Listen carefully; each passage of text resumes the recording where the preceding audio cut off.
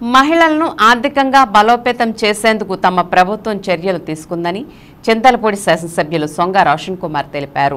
జంగారెడ్డిగూడెం పట్టణంలోని మున్సిపల్ కార్యాలయం వద్ద గురువారం మెప్మా అర్బన్ మార్కెట్ను ఏర్పాటు చేశారు. మున్సిపల్ చైర్పర్సన్ బత్తిన నాగలక్ష్మితో కలిసి ఎమ్మెల్యే రోషన్ కుమార్ ఈ మార్కెట్ను ప్రారంభించారు.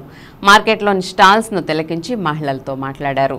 అనంతరం ఎమ్మెల్యే మీడియాతో మాట్లాడుతూ మహిళలు ఆర్థిక స్వావలంబన సాధించేందుకు ప్రభుత్వం మెప్మా ప్రాజెక్టును ప్రతిష్టాత్మకంగా నడుపుతోందని అన్నారు.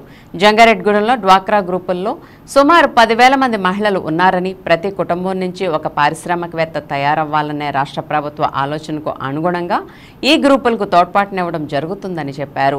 కావున మెప్మా మార్కెట్లను ప్రజలు ఆదరించాలని కోరారు.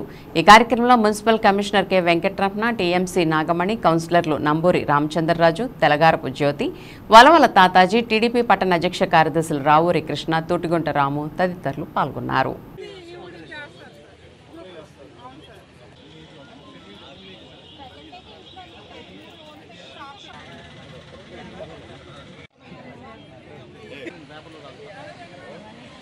Mission for elimination of poverty in municipal areas లో మెప్మా ప్రోగ్రామ్ ని మరి గవర్నమెంట్ ఎంతో ప్రెస్టీజియస్ గా ఇది కండక్ట్ చేస్తా ఉంది. మరి ఇక్కడ చూస్తే జంగారెడ్డిగూడెం ఇక్కడ మున్సిపాలిటీలో చూస్తే మరి 1000 గ్రూప్స్ ఉన్నాయి.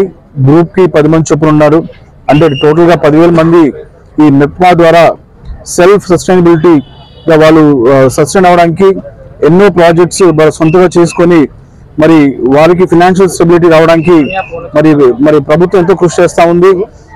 ఈ యొక్క ప్రాసెస్ లో మరి ముఖ్యమంత్రి శ్రీ నారా చంద్రబాబు నాయుడు గారు మరి వీళ్ళని ఆంటర్ప్రెన్యూర్స్ గా చేయాలని చెప్పి, 1 ఫ్యామిలీ 1 ఆంటర్ప్రెన్యూర్ చేయాలని చెప్పి మరి టార్గెట్స్ గా పెట్టడం జరిగింది. మరి ఈ విషయంలో డిపార్ట్మెంట్ వాళ్ళు ఎంతో ఎంకరేజ్ చేస్తున్నారు. మరి ప్రోడక్ట్స్ చూస్తే కూడా చాలా బాగున్నాయి.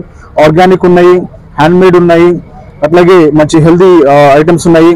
అందరూ తప్పకుండా ఈ మెప్మా లాంటి ప్రోగ్రామ్స్ ని ఎంకరేజ్ చేస్తూ ఆ ప్రోడక్ట్స్ కొనుక్కొని మరి వాళ్ళని ఎంకరేజ్ చేయాలని చెప్పి నేను మనస్ఫూర్తిగా కోరుకుంటున్నాను. ఇలాంటి ప్రోగ్రామ్ ని అరేంజ్ చేసిన డిపార్ట్మెంట్ వారికి, అలాగే తెలుగుదేశం, జనసేన, బీజేపీ పార్టీ నాయకులకి, కార్యకర్తలకి సపోర్ట్ చేస్తున్న అందరూ కూడా నాకు ధన్యవాదాలు.